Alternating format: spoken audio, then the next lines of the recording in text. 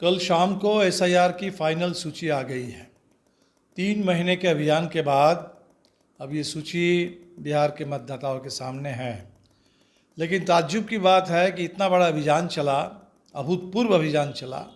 अभियान शुरू करने से पहले भी चुनाव आयोग ने कुछ भी नहीं बताया, सिर्फ एक सर्कुलर से अभियान शुरू कर दिया गया और 3 महीने के अभियान के बाद सिर्फ एक प्रेस नोट जारी कर दिया गया। चुनाव आयोग की ओर से ना कोई प्रेस कॉन्फ्रेंस है, ना सवालों का कहीं कोई जवाब है। जो आंकड़े अभी सामने आए, इन आंकड़ों से बहुत कुछ पता नहीं चल पा रहा है। पता इतना तो चल रहा है कि बिहार के जो कुल मतदाता सूची है, जो 1 जनवरी 2025 को 7,89,00,000 बिहार में मतदाता थे, ये संख्या 47 लाख घट गई है। ये पता चल रहा है। पता चल रहा है कि बिहार में जहां 1 जनवरी 2025 को 1000 पुरुष मतदाताओं के लिए 914 महिला मतदाता थी। ये मतदाता सूची का सेक्स रेशियो है और वो घट करके अब 892। इसका मतलब है कि मतदाता सूची में 1000 जहां पुरुष मतदाता है, वहीं महिला मतदाताओं की संख्या सिर्फ 892 है। सवाल खड़ा हो रहा है कि महिलाओं की संख्या इतनी कम क्यों? महिलाएं तो बिहार से ज़्यादा बहुत पलायन नहीं करती हैं। तो क्या ये माइक्रो फाइनेंस का जो आतंक है, जो जुल्म है, जिसके लिए महिलाओं को अब आत्महत्या करने के लिए भी मजबूर होना पड़ रहा है, घर छोड़ के भागना पड़ रहा है, यही कारण है कि महिलाओं की संख्या इतनी कम हुई? 65 लाख लोगों के नाम जुलाई महीने में ही कट गए थे। तो वो जो 65 लाख के नाम काटे गए थे उस समय, जिसमें 22 लाख के बारे में बताया गया था कि ये लोग अब जिंदा नहीं हैं, उन तमाम मामले में हमने देखा था कि बहुत अशुद्धियाँ थी।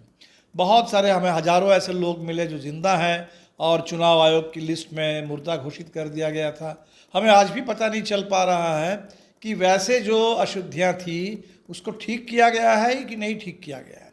65 लाख में गलत तरीके से जिनके नाम काटे गए थे, क्या वो वापस आ पाए हैं मतदाता सूची में? ये चेक करना होगा। लेकिन चुनाव आयोग कुछ नहीं बोल रहा है। हमें बीच में पता चला था कि 3 लाख लोगों को चुनाव आयोग ने नोटिस थमाया कि उनके जो दस्तावेज है वो पर्याप्त नहीं है और चुनाव आयोग को उस पर भरोसा नहीं है। तो क्या उन 3 लाख लोगों का नाम अभी है सूची में या नहीं है? उन लोगों ने अगर आधार जमा किया है, जो सुप्रीम कोर्ट ने कहा था कि आधार भी कोई जमा कर दे तो काफ़ी है, तो क्या चुनाव आयोग ने उसको काफ़ी माना या नहीं माना? पता नहीं चल पा रहा है। अभी ये पता चल रहा है कि 1 अगस्त के बाद पिछले 1 महीने में चुनाव आयोग ने फिर 3 लाख करीब 4 लाख लोगों का नाम काटा है। किस आधार पर काटा है नहीं मालूम है।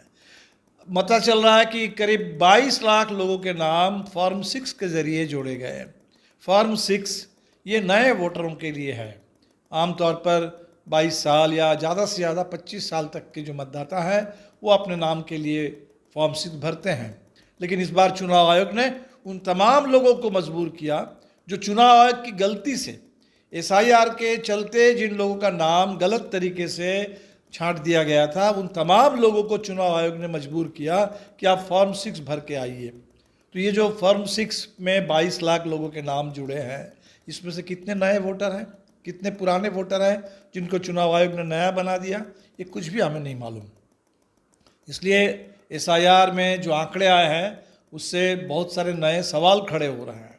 सवालों का जवाब नहीं मिल पा रहा है। लेकिन एक सवाल तो ये भी है कि जो भारतीय जनता पार्टी ने इतना प्रचार किया और अभी मोदी जी भी घूम घूम करके बोल रहे हैं, अमित शाह कह रहे हैं कि हमको बहुमत दे दीजिए, सरकार बना दीजिए, ताकि चुन चुन करके घुसपैठियों को हम बिहार से बाहर निकालेंगे।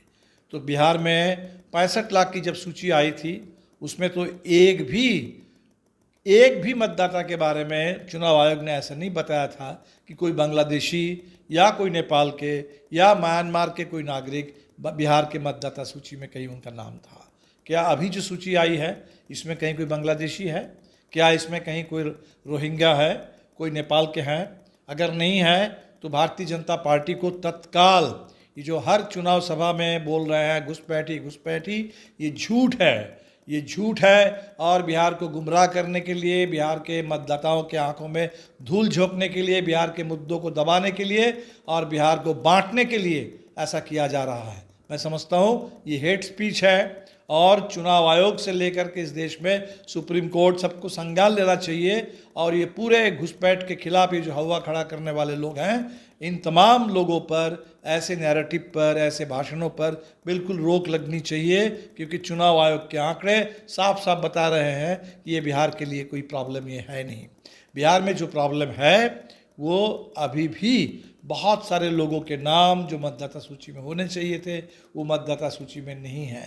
अगर हमारे पास सेंसस हो गया रहता, सेंसस का पूरा आंकड़ा होता, तो हम लोग ये कह पाते कि बिहार में 18 साल से ऊपर वाले जो जनसंख्या है उस जनसंख्या का कितना बड़ा हिस्सा मतदाता सूची में है और कितना हिस्सा अभी भी मतदाता सूची से बाहर है।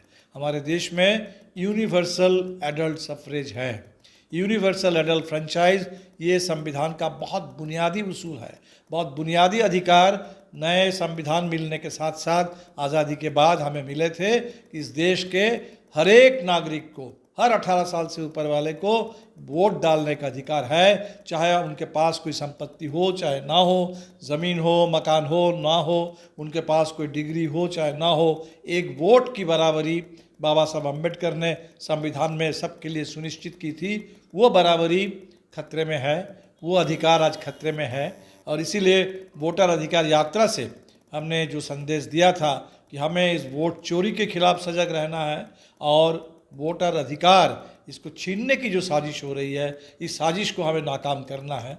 तो अभी भी SIR हो जाने के बाद भी हमारे सामने ही सवाल बना हुआ है। चुनाव आयोग ने कहा है कि नॉमिनेशन से 10 दिन पहले तक जो भी नाम छूटे हैं वो फॉर्म 6 भर करके उन नामों को जोड़ा जा सकता है। तो बिहार के तमाम मतदाताओं से, अपने तमाम कार्यकर्ताओं से, अपने तमाम समर्थकों से, सभी लोगों से हमारी ये अपील होगी कि अपना नाम चेक करिए और अगर आपका नाम नहीं है इस वोटर लिस्ट में तो तुरंत हमारे साथ संपर्क कीजिए साथियों से और उसमें फॉर्म 6 भर करके अपना नाम जोड़ने की पूरी कोशिश कीजिए। एक एक वोट की रक्षा कीजिए और एक एक वोट से इस बार लोकतंत्र की बिहार में सुरक्षा कीजिए, सरकार को बदलिए। हमसे जुड़े रहने के लिए हमारे YouTube चैनल को सब्सक्राइब करें और नई वीडियो की नोटिफिकेशन के लिए बेल आइकॉन को दबाएं।